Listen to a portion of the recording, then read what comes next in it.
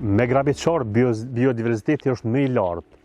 Për shembull, pa grabiçar apo pa kafshë grabiçare dominojnë disa specie, zhdukën të tjerat, ndërsa me kafshët grabiçare kemi më shumë lloje të kafshëve, ekosistemet janë më të pasura, pastaj kemi një rezistencë ndaj ndryshimeve klimatike. Kjo është e vërtetë. Ne duhet realisht të ta themi gjanat i themi trosh ashtu siç janë. Grabiçarët nuk janë armiqtë e njerit. Konfliktet vijnë nga shkatrimi i habitatit, jo nga grabiçarët asnjëherë. Zhdukja e tyre mandej do kthehet kundër nesh. Dhe pastaj çfarë ndodh?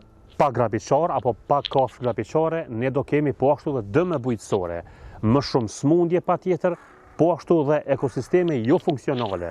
Për ta thënë qartë, në natyrë asgjë nuk ekziston rastësisht.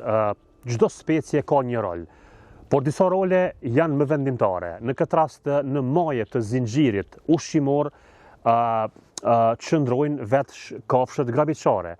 Kafshët që për shekuj janë parë si kërcënim, në këtë rast kafshët grabiçare, si rrezik, si armik, për shembull ariu, ujku, reçebulli, shqiponja, bufat e ndryshëm e kështu me radhë. Por e vërteta është ndryshe. Pra, pa grabiçarët, natyra humb kontrollin, ekosistemet dalin nga ekuilibrit dhe pasojat nuk i paguajnë vetëm kafshët, i paguan planeti dhe njeriu bashkë me të. Dhe prandaj ky dokumentar tregon pse grabiçarët nuk janë problem, por në fakt janë zgjidhje.